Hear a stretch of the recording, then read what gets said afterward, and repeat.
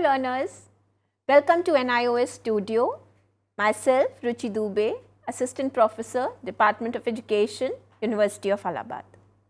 The topic for today's discussion is implication of stages of development and role of teachers. As we all know that the major stages of development are infancy, childhood and adolescence.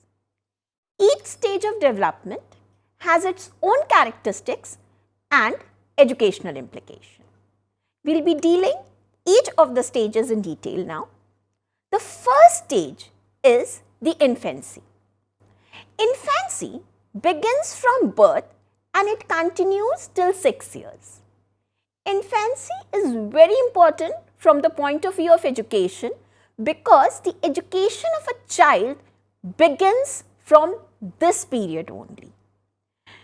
I am not talking about the formal education, but the informal education that is given to the child at home begins in infancy only. According to Valentine, infancy is the ideal period for learning.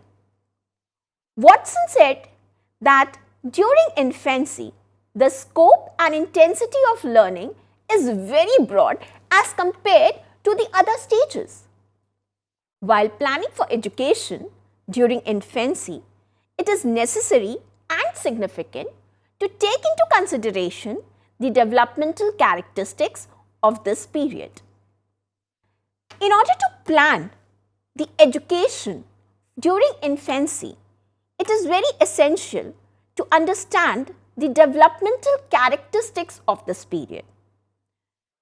The characteristics of development during infancy includes rapidity in physical development. This means that the physical development of the infants takes place at a very fast pace.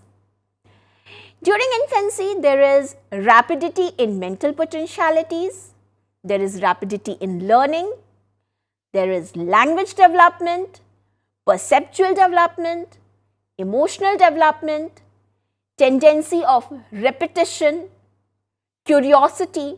The infants are very curious in nature. They always want to know why the things are happening. They always have the question why, how. Another characteristic of infancy is dependence on others. The infants are always dependent on others for their needs. Then, feeling of self-love is there during infancy. Another thing is development of social feeling, instinctive behavior and lack of morality. Now, on the basis of these developmental characteristics, we will discuss the educational implications of infancy and the role of teachers. The first point is proper environment. For proper development of the child, healthy, peaceful and safe environment is essential. Therefore, both the home and the school environment must be healthy, safe and peaceful. Here environment means both the physical environment as well as the social environment. Next point is nurture. During infancy, physical development is important because it is the base for other aspects of development. Balanced diet and healthy physical environment is required for proper physical development. Another point for educational implication here is affectionate behavior. During infancy, the child is dependent on others for satisfaction of his needs. Therefore, the parents and the teachers should be affectionate while dealing with them. Satisfaction of curiosity.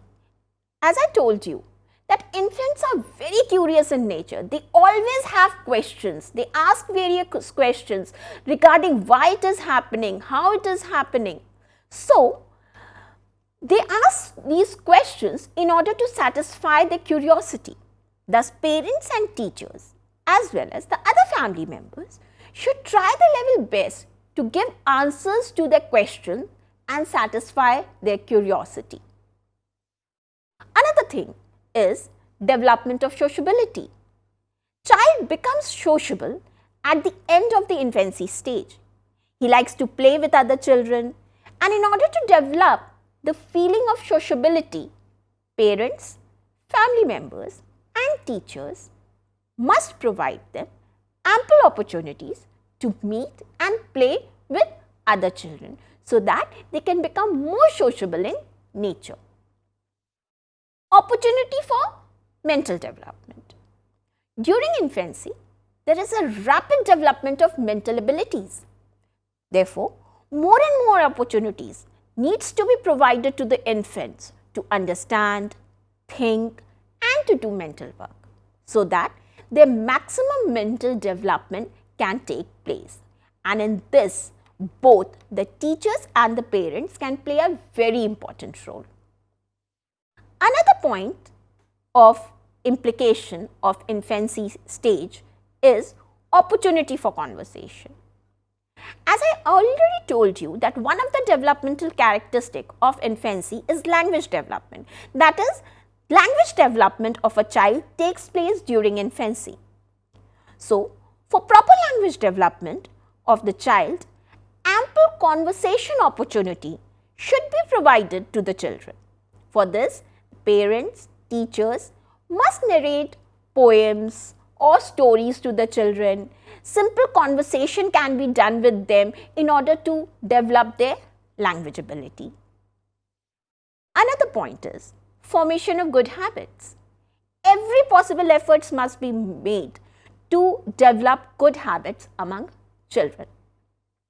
Attention on individual differences. No two childs are alike. Every child is different from the other child due to the existence of individual differences. So, while providing education, individual differences must be taken into consideration by the teacher. Importance of learning by doing. Infants are very active. They are always interested in playing and doing some work or the other. So, opportunities for learning by doing should be provided to them so that they can learn the things easily. Because when they do something, they will get an experience, and whatever a child learns through his experience go throughout his life. Another thing is that education should be provided by the playway method. Children learn best when they learn through playway method, when there is no pressure on them that they are learning. Another thing is, children in infancy love to get reward. Reward and praise must be given for their good work in order to maintain their motivation level. During infancy, the medium of instruction should be the mother tongue, and the mother tongue should be used as a medium of instruction both by the teachers as well as by the parents for better comprehension of the students. Now, we come to the next stage of development, that is the childhood. The childhood begins after the infancy stage, that is after 6 years, and it continues till 12 years. It is considered as the basis for the whole life. During childhood, values, ideals and point of views are formed. The developmental characteristic of the childhood is taken into consideration while planning education in this period.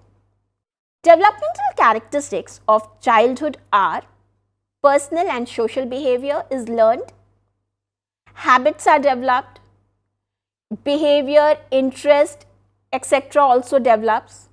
There is stability in physical and mental growth, increase in mental abilities, emotional curiosity is there. During childhood, there is a feeling of self-dependence among the children. They are more interested in constructive work, and during childhood, social and moral qualities also develop. And another thing is, there is change in interest. Educational implications and role of teachers. Attention on physical development. As Aristotle said, healthy mind resides in a healthy body. Therefore, for proper mental development in this stage, physical development is emphasized. And for proper physical development, balanced and nutritional diet must be provided to the children. Ample opportunities for games, exercises must be provided to the students in school. Education based on child psychology. Education during childhood must be planned on the basis of child's interest and needs. So, while planning the whole education, it should be based upon the interest and needs of the child. That is, it should be totally based on the child's psychology. Education through play and activity. In the period of childhood, education must be provided through playway method and by various activities, because through activity and the playway methods, children can learn new things easily. Emphasis on language development. Language development takes place during childhood, so it should be emphasized while planning education also. For this, the children should be given opportunity for conversation, storytelling, reading books, taking part in debates, speech, writing an essay, etc. Moral development of a child takes place during childhood. Moral development means conduct of moral behavior. So, moral education should be provided in schools. Teachers must tell the children moral stories in order to achieve their moral development. Satisfaction of curiosity. As I told you that one of the characteristics of childhood is that the children are very curious in nature. So, the parents and the teachers must try to satisfy the curiosity of children. They should try to give answers to the question of the students. Next point is interesting content. The subject matter and content to be taught to the students must be according to their needs and interest of the child. Childhood is characterized by diverse interests. That is, children have various interests and the interest keeps on changing during the childhood. So, interest of the children keeps on changing. So, the curriculum should be such that it should cater to the diverse needs and interests of the students. Opportunity for constructive work. Children should be engaged in various constructive works, both in home and school. Every possible effort should be made to develop their creative abilities. Development of social qualities. During childhood, social development also takes place of the child. So, the child social development needs to be emphasized. During childhood, socialization of the child starts. The child starts interacting with the friends and teachers. Thus, such activities must be organized in school by the teachers through which social qualities of discipline, self-control, responsibility, cooperation, sympathy may be developed among the children. Emphasis on mental development. Proper environment must be provided to the children during childhood for their mental development. That is, such environment must be given to them in school which helps them to develop their perceptual ability, their memory ability, their thinking, their reasoning, etc. Now, we come to the next stage, that is the adolescence. It is the most important, sensitive and tough period in the life of a child. Stanley Hall called this a period of stress and storm. In this period, revolutionary changes takes place in physical, mental and emotional aspects of the child. Adolescence is very important from the point of view of education also. Education during adolescence must be planned on the basis of its developmental characteristics. The developmental characteristics of adolescence are lack of stability, adjustment problem is there is difference in behavior, change in interest, maturity of sexual instinct, importance of friends and groups, feelings of independence and revolt, faith in God and religion, feeling of hero worship, self-respect, delinquency, and anxiety for vocation. Now, we will be discussing the educational implications of adolescence period and what is the role of the teacher in it. First is education for physical development. During adolescence, major physical changes takes place. Therefore, arrangement must be made for physical exercises, balanced diet and health education of the adolescents. Next is education for mental development. For proper mental development during adolescence, training for logical thinking, reasoning, problem solving must be arranged for the students by the teachers. Education for emotional development. Emotions do not remain stable in this period. The emotions of adolescence keeps on changing. They have various ups and downs of emotion during adolescence. Education in this period should be such that it channelizes their negative emotion in positive direction. Teachers should try to nurture emotional intelligence among the students. Emotional intelligence is a new term. Actually, emotional intelligence is the ability to understand, manage and control one's own emotion as well as the emotion of others.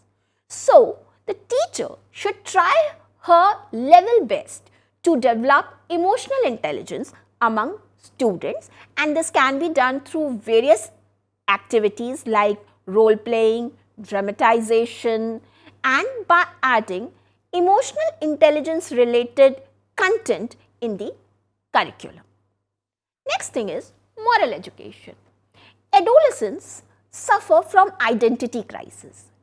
They are unable to discriminate between right and wrong. So, religious and moral education should be provided to them in this period in order to help them to achieve moral development. Education for individual differences. No two childs are alike, as I already told you. They differ in various aspects.